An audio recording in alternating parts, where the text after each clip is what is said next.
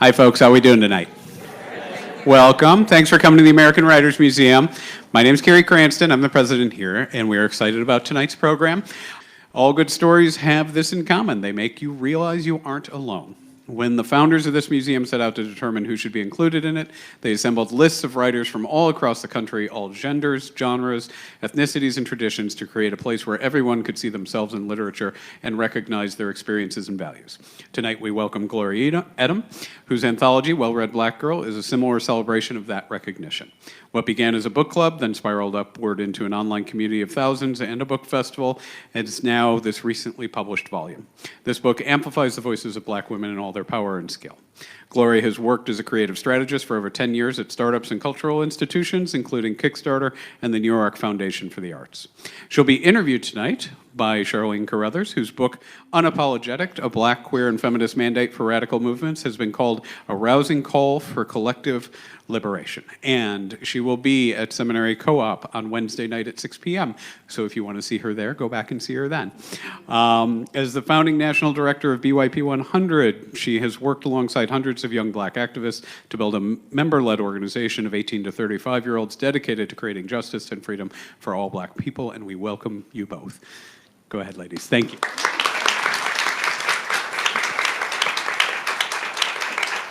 Thank you. Oh my gosh. Let me tell y'all how excited I am to be here with Glory. I think I sent a text message based, will you be my friend, yes or no? Because Glory is this the embodiment of what it means to love Black women and girls. And so I'm just super honored to be here with you and to celebrate you and to talk about this bomb book. It's amazing. And so we're going to get right into it. And Glory's going to gift us with reading an excerpt. Yes. Awesome. Thank you. That was an amazing introduction. And it is true. She sent me a text message and I said yes, followed by gifts of Oprah and Beyonce. It was very simple. I want to thank everyone for being here this evening. I'm really honored. I see some familiar faces, even some online faces, some hearts in here. So I'm going to begin by reading from the introduction. And it kind of just tells why I started this and how this all began. When I was a freshman at Howard University in Washington, D.C., I worked as a reading instructor at Maya Angelou Public Charter School. I was drawn to the school because of its namesake. I had already read Angelou's 1969 autobiography, I Know Why the Caged Bird Sings, twice by then. The first time was rather theatrically in the 7th grade. I recited the chapters aloud to my unassuming baby brother, Maurice. We both stumbled through the coming-of-age story and understood little of the childhood trauma she encountered. Yet I read it intently because I was intrigued by the relationship between Maya and her brother Bailey. At 12 years old, I was seeking myself in her story, looking for parallels in our childhoods. The second reading happened when I was much older. I was 19 and fully aware of Maya Angelou's legacy. I knew she had been San Francisco's first Black female street conductor at the age of 16. I knew she had been close friends with James Baldwin and worked with Malcolm X and Dr. Martin Luther King Jr. She was iconic, a civil rights activist, dancer, actress, journalist, and of course, the world-renowned author. This time, Angelou's distinct voice was clear in my head, and her words resonated in a visceral way. As I read about her childhood in Stamps, Arkansas, my tears flowed endlessly. I cried for her pain and for her triumphs. The relentlessness of racism that plagued her childhood, the sexual abuse she suffered, the way literature helped her regain her voice when all seemed lost. After reading her memoir, something in my heart and mind clicked and forever changed me. I suddenly understood that her story was part of a larger story of Black womanhood and survival. She wrote openly about injustice, celebrated Black motherhood, criticized racism in the Jim Crow South, and fought for her own personal freedom. I Know Why the Caged Bird Sings is a powerful story of self-definition. Maya Angelou and the rest of the inspiring authors I've encountered throughout my life have taught me that, as Black women, we define ourselves for ourselves. When you tell us we can't, we simply resist and defy expectations. Our stories are filled with love, strength, and resilience. We are not looking for anyone else to give us validation because we have one another. We celebrate one another. We have a tenacity and grace that is unparalleled. In Toni Morrison's The Bluest Eye, she writes, "We had defended ourselves since memory against everything and everybody, considered all speech a code to be broken by us, and all gestures subject to careful analysis. We had become headstrong, devious, and arrogant. Nobody paid us any attention, so we paid very good attention to ourselves. Our limitations were not known to us, not then. We Black women writers have always had to take good care of ourselves, creating our own limitless boundaries.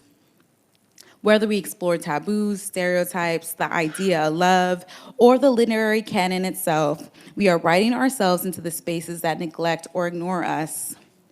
Headstrong, a necessary quality to withstand the losses and celebrate the victories. I created Well-Read Black Girl because I wanted to develop a creative space where Black women's voices could be centered. Storytelling is an extension of our sisterhood. From the beginning, I've dedicated WRBG to the Black women on our bookshelves. Yet it is also a call to action for Black women to freely define their own narratives on their own terms. Like Morrison states in Beloved, definitions belong to the definer, not the defined. I wanted to build on the radical notion that Black women can read, write, and be whatever and whomever they desire. Thank you. So, Glory, you have built a phenomenal platform to highlight the stories and skill, I think, and craft of so many Black women across this country with so many different stories. And you could have made a choice to write a book that didn't have other writers in it, right? You didn't have to write an anthology. So I'm not going to ask you why you chose to write an anthology.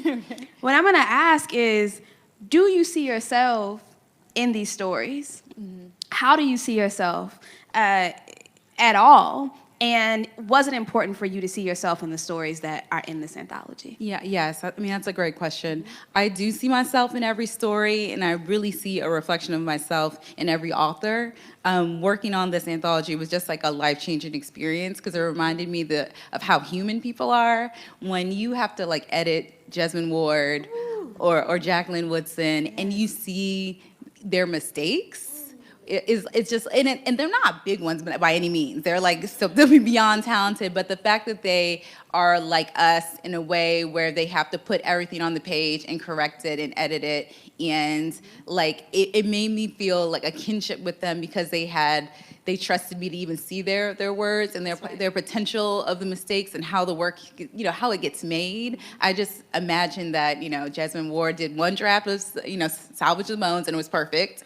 And that's not how it works, there is a process and there's a grace to even critiquing and loving each other in that way. Mm-hmm. And I could have, done this in a way where it was me as an individual, but I really felt that the only reason I have the success that I do is because of the community. And I feel like everything I'm doing should be community driven because it's publishing, it's a collaborative space. You don't have a book, it isn't successful without its readers, and I consider myself a very dedicated reader. Even before I put the word writer or editor in front of that, I'm just I'm a reader. And that's something I feel like I have strong expertise in, and everything else is new and I'm growing into that. But I can't even imagine what the beauty of this without it celebrating and being in just in communion with these other writers, because that was the whole goal of Well-Read Black Girl, to celebrate and uplift the voices of writers. It's not glory, and I try to always say that like I'm excited and I am the cheerleader, but it's not just about me. It's like about everyone who wants to be a writer, who aspires, who's established. It's like really everyone who really dedicates themselves to like literature, especially when as a Black woman in this space where it's so limited at times. That's right. That's right. And I actually want to talk about, like, as a writer, the structure of this book. Yes.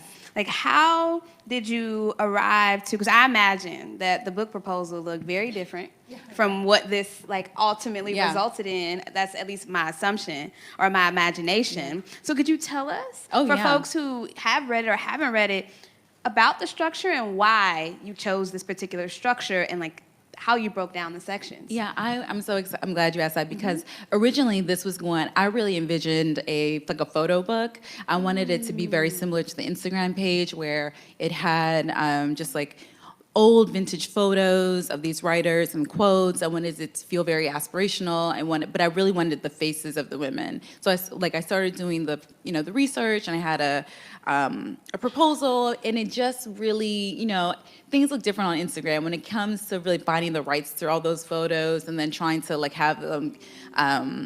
It's very expensive, to be quite frank, and it wasn't like landing the way I wanted it to as I was writing up the proposal and I was trying to do the research. Like I went to the Library of Congress and I went to the Schomburg. I was trying to figure out how to make it an actual like photo book.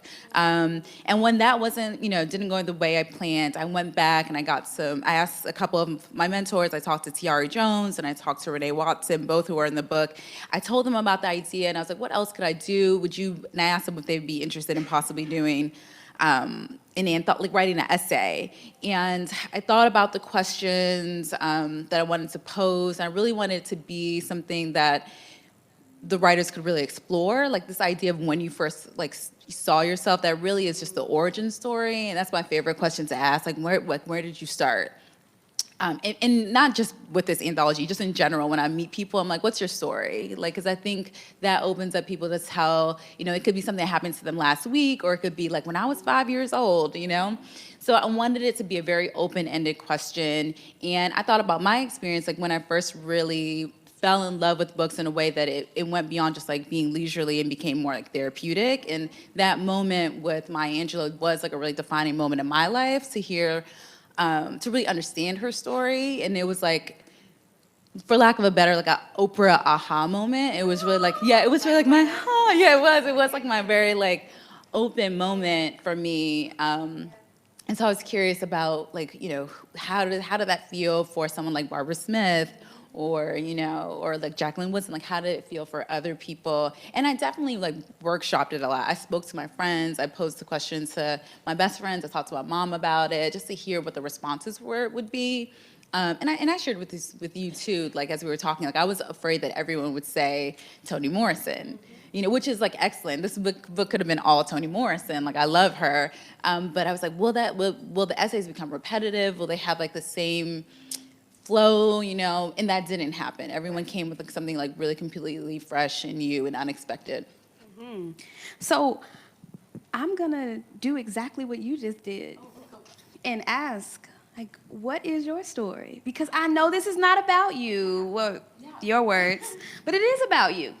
Because you made a choice on who to include, and I imagine who not to include in the book. You decided on the questions that would be asked for this. You did a couple of the Q&As in here. You wrote them out yourself.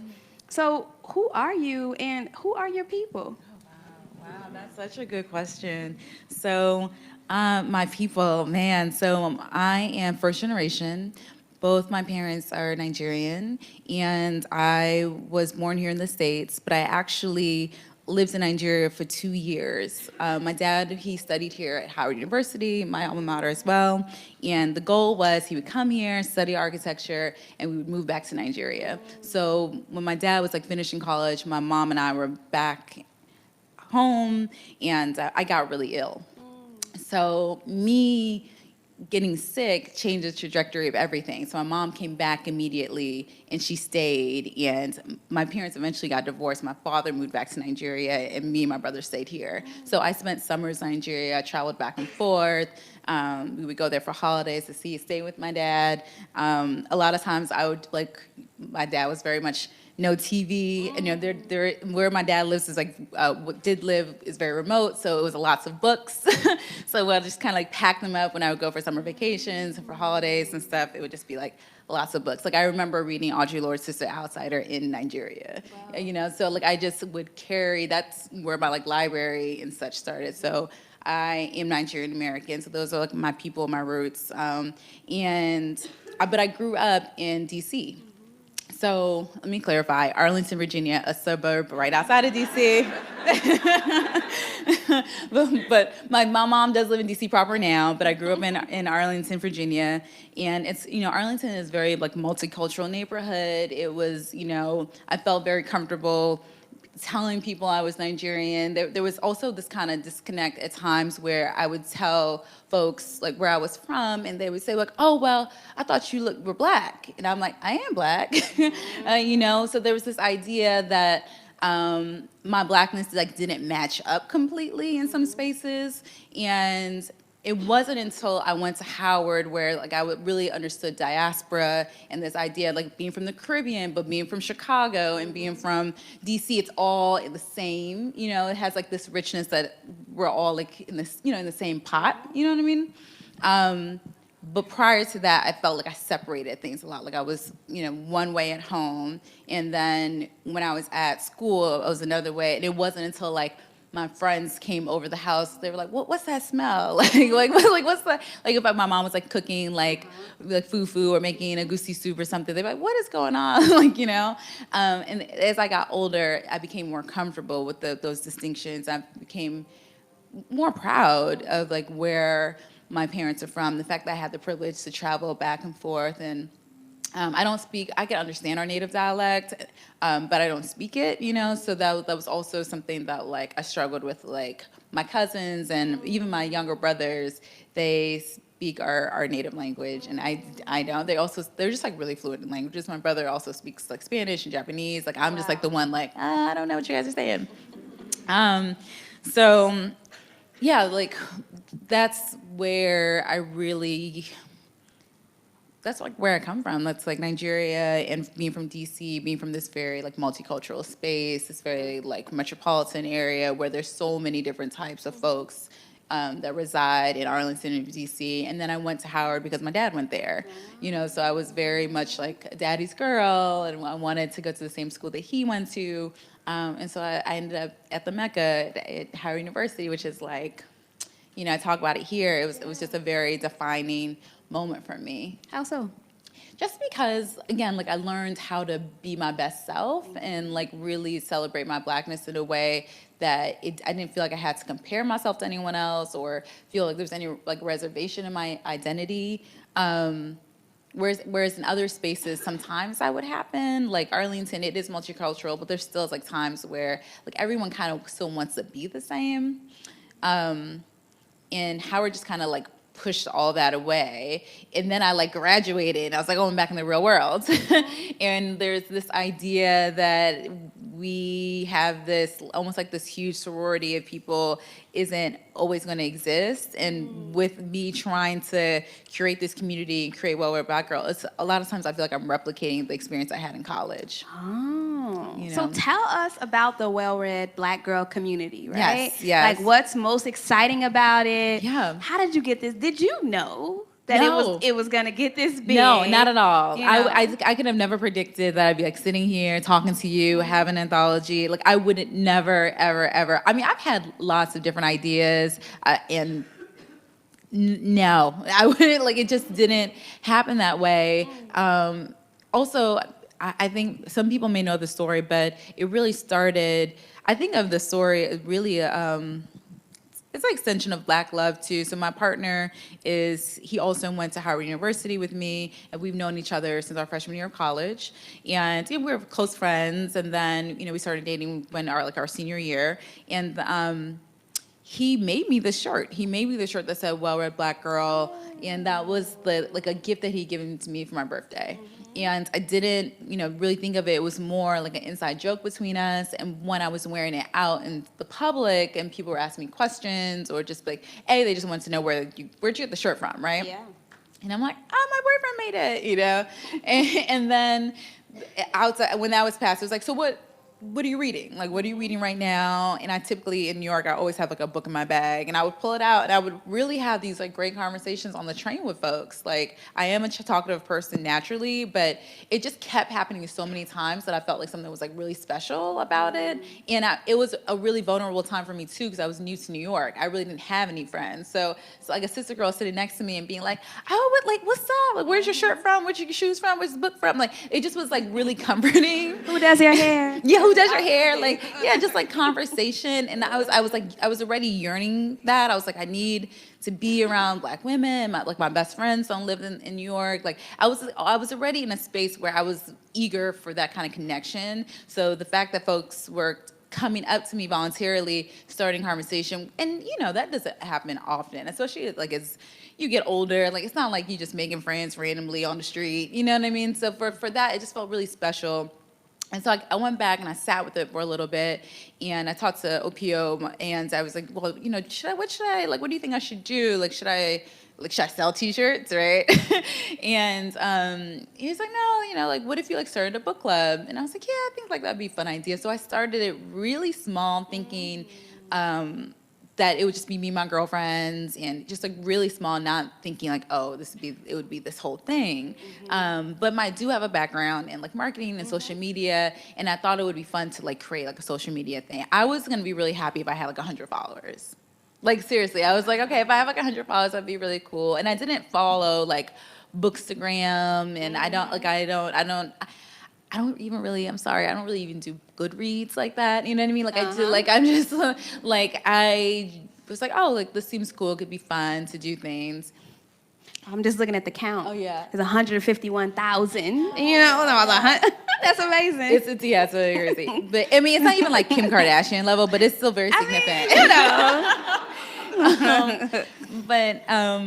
Yeah, so it just started happening. Like, I kind of thought about what I do for like my 9 to 5. Like, I do a lot of like social media and branding things, and I brought that energy towards it. And I really thought about what if I was like a little more intentional about the gatherings and how I like host things. And my friends will tell you, like, I'm the one like to plan Christmas parties and like do the white elephant. Like, hosting events comes very naturally to me. So it wasn't like a big extension to like have a book club, like, because I already do those things. But the real turning point from like T-shirt to conversation to like this was when I invited Naomi Jackson. So we did like a test book club, and we read Ta-Nehisi Coates' book, and that went really well. Actually, men and women came. Like, I remember my friend Nisa was there. She brought her boyfriend, who's like now her husband.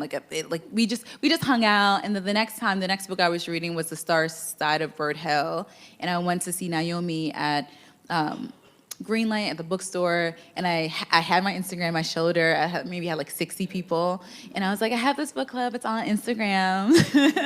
I was like, well, would you come, talk to us? Like, there'll be like 10 people there, which there were like, 10, maybe 8, 10 people.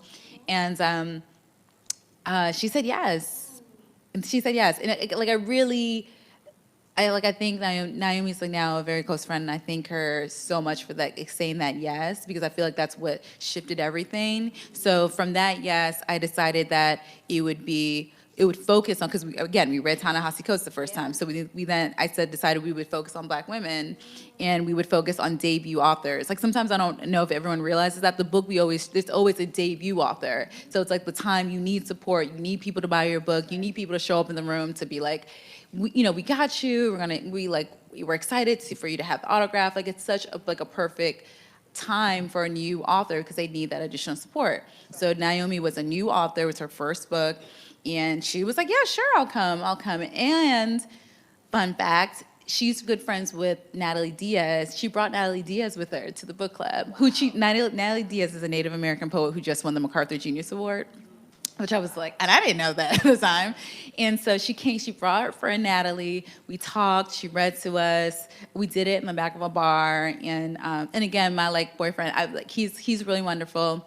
And he recorded it. He was like, I'll record it for you guys. So he did like the first 3, and then like you see no more videos because he was like, you're getting too big. but yeah, like so he was like, yeah, I'll record it for you. Again, it really reminded me of college because I was a journalism major, he was a film major, so he used to do my little like, welcome to WHPC. You know, he used to do my videos for me. So he was like, yeah, I'll record it. And, you know, it was this whole thing. So the energy was there. We had such a good time. And Naomi introduced me to our third book club pick, which was The Turner House, Angela Flournoy. Love that book. Yeah, Detroit, like Turner House. If you guys haven't read it, it's an excellent book. So again, it was like this domino effect of like, oh, who else do you want to meet? And then someone else was like, oh, you should read Britt Bennett. You know Britt? Oh yeah, she has this new book called The Mother's coming out. Email exchange. And then like publishers and publicists started getting wind of like what I was doing. Because I was even expecting that. Like I was like really excited to be in contact with the authors. And then like, so I think with Britt, they were like, oh, you should go through my publicist. And I was like, publicist? Like, I was like, I just want you to come to this thing. So then it started like taking a shape that it felt like more formal, and I had to like write a nicely worded email, and but all that to say, it just was really organic, and like it just kept like growing because of the introductions and just the energy behind it. And even, you know, most recently I've been more vocal about like, hi, my name is Glory, but even before that, it took me like a really long time to go. Like I would just show like a picture of the book, and it would be really about the author, and it still is. It's like about the author, because that's the whole point. But curators have so much power, right? Whoever curated this museum, like they're going to influence the thousands of people who move through this space. And I see you as a powerful curator, right, of content. And I say all the time, and I even put it in my book, I was like, I don't feel as well read as most people that I know. I said it all the time. I know. Honestly, reading this, and it flipped the script, my internal script, because I'm very well read in fiction. Very, very well read in like various literature by Black women, Black folk, all kinds of like people who aren't necessarily like, I can't break down all of the things that Karl Marx wrote, right? But I can tell you like about, I don't know, Toni Morrison or Octavia Butler's or any Pearl Cleage's like entire catalog kind of thing. And so for me, like it gives me a lot of inspiration as someone who's always felt a way about my own well-readness in political spaces, right? But this book, to me, is inherently political.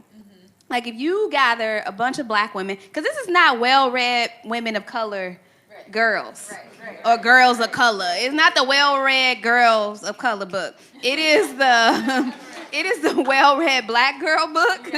And so much of what I read in here, as a Black feminist, like it just deeply resonates with me. And I'm not one to believe that you have to like slap the Black feminist label on you for you to actually do Black feminist work. And so there are two like major themes that I pulled out of the book and want to go into. One is around protection, and specifically, whose essay? I have like dog ears in this book. It's in Barbara Smith's, triple OG Barbara Smith. Yeah, which I like when she said yes. I was like, Miss Smith, are you sure you can, Miss Smith? Like I was. Because she don't be saying yes. Yeah, she does not say yes a lot. So I was so grateful. Like literally, anytime someone said yes to me, I was like, thank you so much. Like it was just the people you have in this book is just phenomenal. And Barbara Smith, when she began writing publicly about Black feminism, like as a Black lesbian, she talked about how dangerous it was for her at that time. And she says in the essay, for the first time, after reading Go Tell It on the Mountain by James Baldwin, she says, for the first time, there was no need to protect myself from the characters in the book. And so I'm curious, like, what books do you find solace in or safety, or do you feel like protected and like safe in reading? Yeah, that's a great question. I also want to kind of go back to the word curator because I feel sensitive to that word because curation is, I feel like everyone uses that now with social media. What it's such a thing that it's like very studied and well researched. Like I know folks who have like their PhDs in creation. So like, so for me to do it on Instagram, I'm like, it is one thing. I think of myself as an enthusiast and an advocate, and I feel like I have good taste. So I don't like, I try to like stay away from the word curator. Okay. But in terms of like the things that I return to over and over, I really love short stories. And so I read a lot of Alice Walker. I love her short story collection In Love and Trouble. It's my favorite essays, everyday use. Because I love the feeling of short stories. I feel like parables where they kind of like give you a message. It feels concise. I love ZZ Packer. Drinking Coffee Elsewhere is like the truth. I feel like that's like still feels like a very relevant essay collection. You can pick it up now and has like that timelessness to it. What else do I read? I mean, as I was doing the research for this, I returned over and over again to Toni Cade Bambara, Gorilla My Love, a Black Woman, the anthology, like looking at and studying the craft of it. Homegirls, Barbara Smith. Like I really looked at all these collections and see how they curated it and looked at the types of essays and poetry they decided to include. At one point, I was debating and putting some like sonnets in it, but then I felt like it was going in a little bit of a different direction. Maybe that's another project. But yeah, like, and I read things in different parts of my life too. Like, the things that I read when I was in high school or even college, they feel different. I know I look really young, but I am in my 30s. So am I. We look good. We look good. And so, like, when I read things now, I'm just like, okay, like, how does this? It feels almost like a bookmark on my life to see like what I thought at when I was Howard and when I read, because at this point I've read The Bluest Eye maybe like 6 times. Oh yeah. Or I've tried now I'm like reading in a different way. So because I'm writing more, I'm looking more at structure. I'm looking at the craft of the story. What happens in the first 10 pages? Like how does it get to its like essence? That's whereas before I think I just was like reading in a very emotional way. People often ask me like how I do the book selections, and it really is like if it makes me laugh or if it makes me cry. If a book like has me like feeling tight in my chest, like I know it's a good book. If I feel that suspense or I feel just emotionally drawn to it. I also feel like I pull a lot of inspiration from other genres.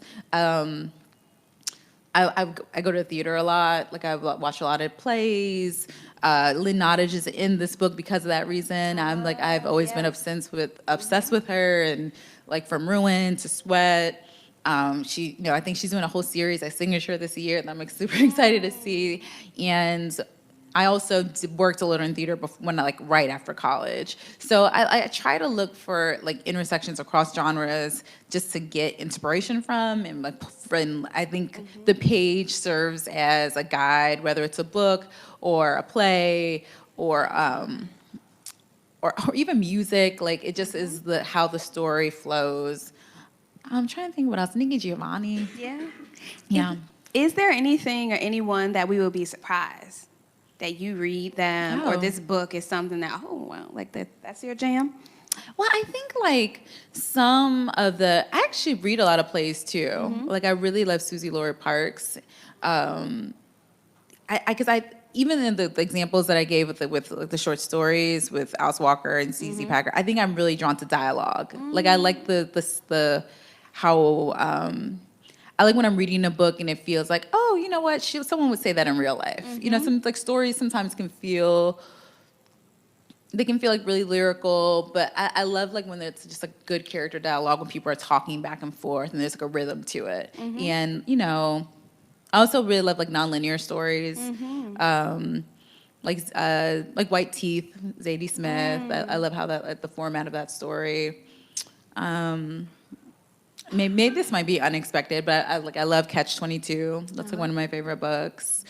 Barbara King's Oliver, like I love Poisonwood Bible, and those kind of all like follow the same like non-linear stories with this flashback and mirror memories. It kind of goes all over the place, and then at the end there's like a full like resolution. Yeah, and now I say that out loud, it's just like it's probably how my that's how my brain is. I'm just kind of like, and then the end, you know, like I kind of like jump around different places, and then all of a sudden somehow everything comes together at the end. There's a resolution. Yeah, there's a resolution at the end. Yeah. So I have another section in here that I want to ask you about, but I'm going to ask an impossible question. I'm going to say it's an impossible question to answer. But I'm asking it because I imagine that there are aspiring writers in the room. Like there's somebody in here who has an idea and you haven't written it yet, and hopefully by the end of this evening you're going to do it. There's some typewriters over here if you need to get started, you know. What makes good writing? Oh, wow, that is a difficult question. Okay, so again, through this process of writing this and, you know, watching the people that I consider masters, how they do their work, like no one is above edits. And I think it's less about the you know, quality per se of the writing, but just like how intensely you are open to critique and changing and like being able to like develop your voice. I was really just amazed at the generosity between all the contributors who are clearly established in their craft, that they like really extended themselves and took my advice and took like my edits, you know? So like, and something about that just like felt like really humbling. Like they're like really, you know, involved in this exchange and taking the tips and the, you know, the line edits that I'm doing very like gently because I'm like nervous. You know, I had a lot of anxiety going through it, but then I had to basically buckle down and say like, this is my book. This is, you know, I am the editor. I have to be really like, I have to be steadfast with this and not like waver and not be too overly nervous. Because even in this situation here, this is a really exciting, but I am nervous because it all just feels new to me. And I'm used to kind of like being behind the scenes with things.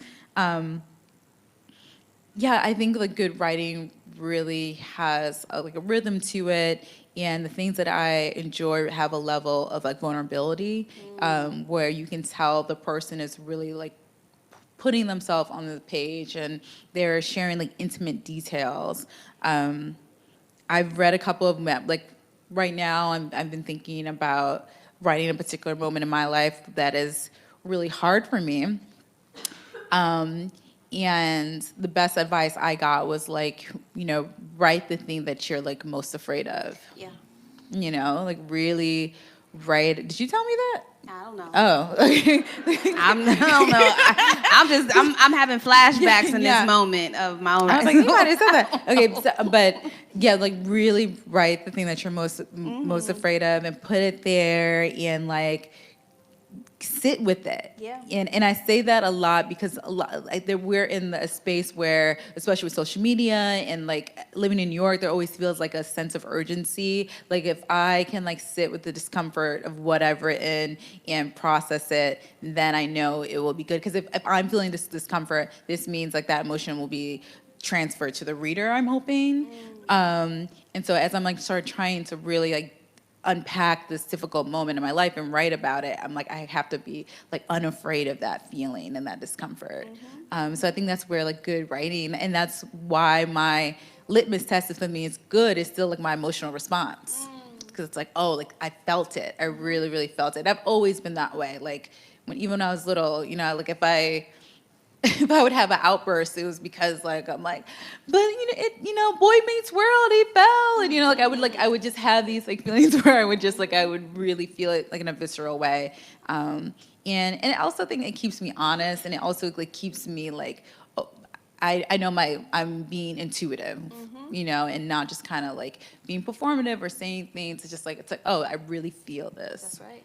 That's right. If y'all get a chance, they're right around the corner. There's a quote from Octavia Butler and James Baldwin around like the writing process, and like Octavia just shuts it down and says, "You think you good at the beginning, and you probably not, but you have to do it over and over and over and over again, and that's how you become good." Right. And so I'm excited to see what you do next, because I do believe that great writers, people who write well, read Yes. a lot. Yeah.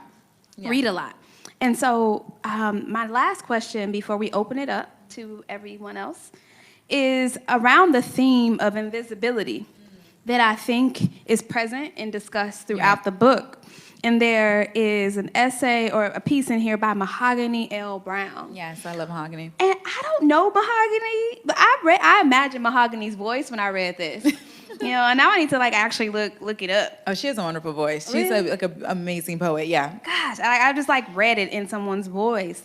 And in it, she writes, in Sacramento, California, I was invisible everywhere I went.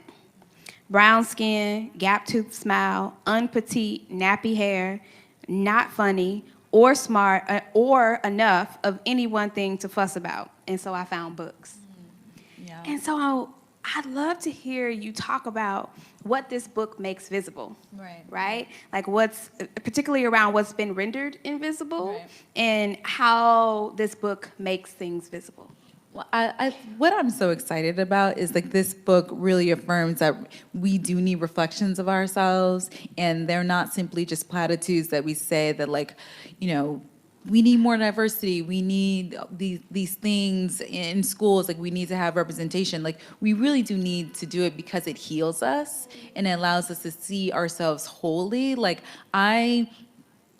I was surrounded by a lot of different people as a young person, but I still did not realize what I was missing because it wasn't provided for me. I was talking to students earlier today, and I asked if anyone had read Gloria Naylor. No one raised their hand. But everyone's read To Kill a Mockingbird. And you know what I mean? So these simple things where there's no question that these stories are important and that they have craftsmanship and they need to be read and told and really cherished, but they're not even being put in front of us. And when it's invisible on the bookshelf, you can't see yourself. And you can't even realize that that's something you could aspire to or feel accepted, and because of that, I was reading things that I loved. I loved Little Women, and I loved Wuthering Heights. I read all these things, but the moment I read Maya Angelou, it's that's when that shift happened, because I was oh, this is me, and not necessarily in a literal way, but it was something that I was this person reading, because I kind of do the similar thing. I read aloud a lot, and as I was reading her aloud, I was this sounds like my mom, And then later on, when I was older, I don't go into this in the in this story, but my mom suffered from a severe depression, and from about the time I was 19 to the time I was about 22, she was selectively mute. So she literally didn't speak, and so with Maya Angelou, I felt that same kinship, because something happened to her very young too. When she was 5, she experienced some trauma and she stopped speaking. And so Maya Angelou, my mother, didn't speak for the same amount of years, right? 5 years. And as when that happened, we had a process of communicating where we'd write letters to one another, and she was she needed treatment. And if my mother walked into the room now, you would never know this happened. She's healed and in such a beautiful place, and our family has really overcome that. But at that time, I wasn't going to books just because it was something to do or even to see a reflection. I needed that. I needed the support, and I was looking for advice in terms of becoming a young woman, trying to understand my mother's pain and her grief. I was trying to put words into my life in a way so I could feel just feel a sense of back to that word resolution and calmness, So it's not just about oh, we need diversity. Sometimes people really need healing. They need that. You need someone to tell you. When I read Bell Hooks and she tells me about what solidarity means or what it means to be a Black feminist, that's a real thing that I'm applying to my practical life. It's not just something I'm putting just on Instagram, So I write down these things, and I read these quotes, and I read these books to really try to find ways to apply them in my personal life. And I feel the women that I encounter, and I'm sure a lot of women in this room do the same things. I feel I know you do the same thing. You are reading these things to better yourself. and to be like a stronger, viable, more present person in the world. Maybe it's because I'm a Capricorn too. I don't know. like I'm just like, I do try to like take everything I'm reading and apply it and be really just be generous with that too, because I feel like a lot of the work that I'm doing now, like I feel like I'm a resource. So I didn't get an MFA, I didn't necessarily study publishing in school, but now that I have access to it, and I'm just really trying to like pay it forward and like help people with the resources I do have. Thank you. Yeah, Thank you you're so welcome, much. Can we yeah. please give Glory a round of applause? Awesome. Yes. So good. So good. So let's open it up to questions. Oh, yes. Thank you. Could you tell us about your book club? Oh yeah, sure. So the book club, it happens once a month in Brooklyn, and we have if you're in Brooklyn, you can come in person. If not, we have two ways for you to participate. We do a Twitter chat where we like chat with the author. We did one with you, right? Yeah. So we did a Twitter chat with you, and then you came to the book club in person as well. With New York, a lot of people come through on their tour, so it's like pretty easy to coordinate and have people there. Another thing that we've been trying to do, but we haven't had as much success, is like the live streams. What I found is people get more shy or like more aware of the camera, and we kind of lose some of the intimacy. Like in the group, it's a very egalitarian space. Like we sit in a circle, we have food. We try to make it very like, almost like creative church is what I like to think about of it. It's a very like welcoming space. So the times I'm trying to do the video, it kind of like interrupts that. So I'm trying to find ways to still keep people engaged and virtually aware. But right now the primary like meetings happen in Brooklyn, and then there's also the Instagram feed, which really serves as more of a discovery tool. So people will, post a book they're reading, or if they've written a book, they'll post using the hashtag to get people to see it and to like engage. And so a lot of conversations happen on Twitter and Instagram around just like, this is what I'm reading, this is what I'm excited about. Thank you. Yes. Yeah. I was curious on how your reading patterns may have changed with time. So thinking about how a lot of books that are coming out, as maybe authors are less like grounded in Black pain or more about like Black joy. It's like the whole idea of like Black romantic and Black joy in general has become more trendy and more discussed. So I'm just kind of curious about like how you change your reading style based off of like moods and like knowing that the reading the book may affect what you're reading. Yeah, so I've made a point of being, because what I like to read, I tend to be like do the same things over. So I really like reach out to the book club and take a lot of suggestions now. So we've gone through like reading a nonfiction book. We've done like poetry. We're going to be doing, for the first time, we're doing a romance novel. I'm reading The Proposal by Jasmine Gilroy. Is that how you say her last name? Gilroy? Yeah. I'll double check that. But so I get a lot of recommendations. With science fiction, I love magical realism. So I try to do like recommendations from the group. And now that I have like a lot of connections with publicists and publishers, I get galleys and arcs. And so I kind of go through those and make my like tally of things. But I still just kind of like the things I like, So right now, with the election year, I was very mindful about picking selections that would be very politically inspired, hence why we read Unapologetic. That was our September book. And then our October book was Training School for Negro Girls. The reason I picked that, I think most people might know this, but when I read that title, I immediately thought of Nanny Barrows. And so I knew that she was going to have the stories, even though it's a short story collection, it was fiction, I knew it was going to have political leanings simply because of that title. So I maybe read like 4 stories, and I was like, oh yeah, we're going to read this. And so, yeah, so if you notice, probably out of like the 12 books we read a year, there's still like 4 that are short stories. I do a lot of history as well. I love like contemporary history. But I try to take a lot of suggestions from the group and get a feel so it doesn't feel like I'm doing everything that like I like. So we just vote and I read things in advance. Next question. Anyone else? You have another? Don't be shy. No, it's Don't be okay. shy. What is your writing process? Oh yeah. Most recently, I went to New Orleans for like 3 weeks, and I kind of like locked myself in a house in order to like finish a couple of projects I'm working on. But I'm because I am a new writer, and again, I did not. I studied journalism, but creative writing I feel like is a different practice, and I need to be like locked away and secluded, and I like to get out like a messy draft. So when I was on this trip, I would write 4 hours in the morning and then write 4 hours at night. And I would just like literally write whatever came to my mind. Like I really just like put everything out. And then I go back and clean it up and like add the telling details and make it more lyrical. But like I just like literally like vomit words out. And I'm also very mindful of word count. So I use like some apps to like, it just makes me feel better to like see like the numbers going up. And then I kind of go back, and I have like a very close friend where she's like my reader, and we go back and forth. So I recommend having like someone you really trust and that can like offer you criticism and just help you just like shape your narrative. But yeah, during that 3 week period, I got like 50,000 words done, which I was like very excited about.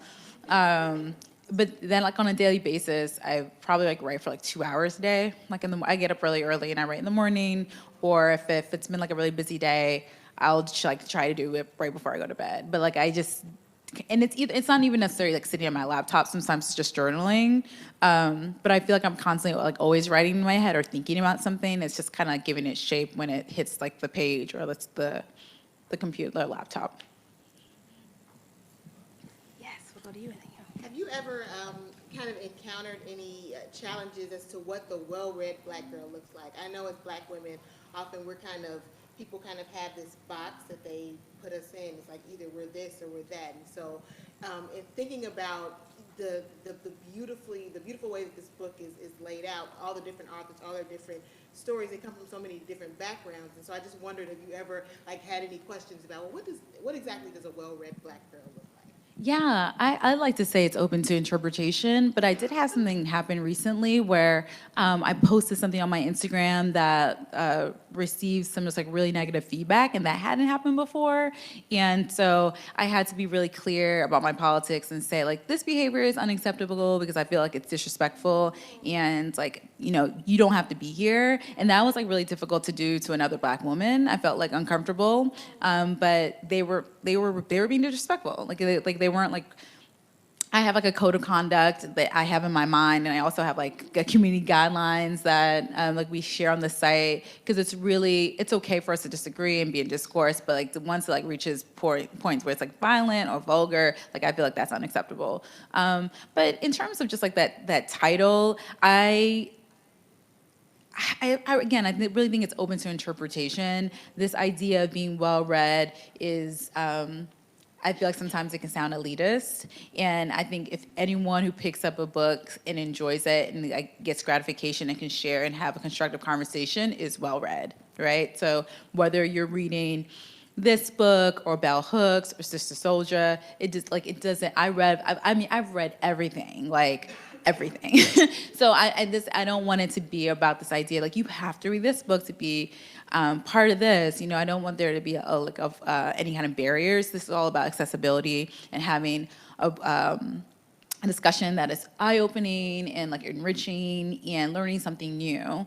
And at times the book clubs can become like emotional spaces, but I do encourage people to like really bring it back to the craft of the book and try to center their examples or what they're feeling on the page. So this made me feel this way because, or this incited this, like just to have so there's structure and everyone can like follow along. But you know, I don't think there's one way to be a well-read black girl, and that's why it's like really important for everyone to be in the room and have the conversations and have like multiple voices. Thank you. So are you writing fiction or nonfiction right now? I'm doing nonfiction. Yeah. Yes. So my friend and I, we actually run a book club here in Chicago. Oh, awesome. Book collective, Instagram, like I run the Instagram and I love your page. Yay. And so I was wondering like what advice or encouragement you have for us to keep going. So we're about like a year and a half years old. Yeah. And so like we're trying to, I don't know, figure out branding, what our book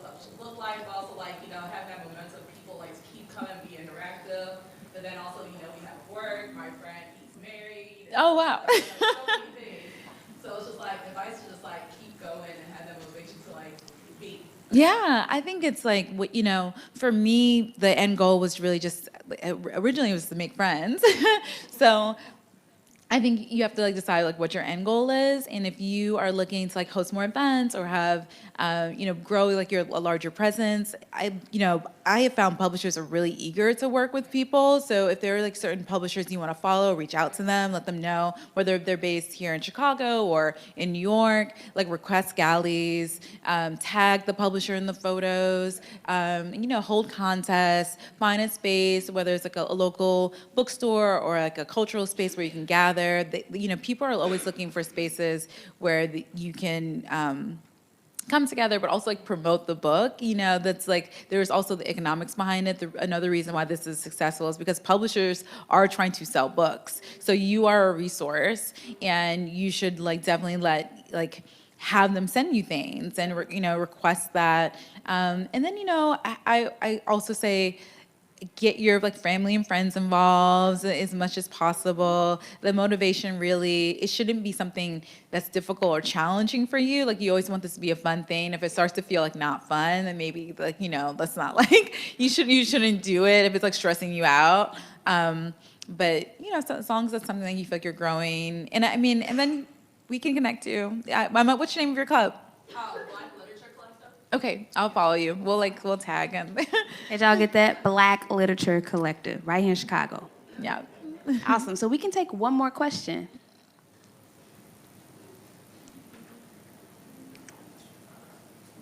Yes. Well, it's just a comment.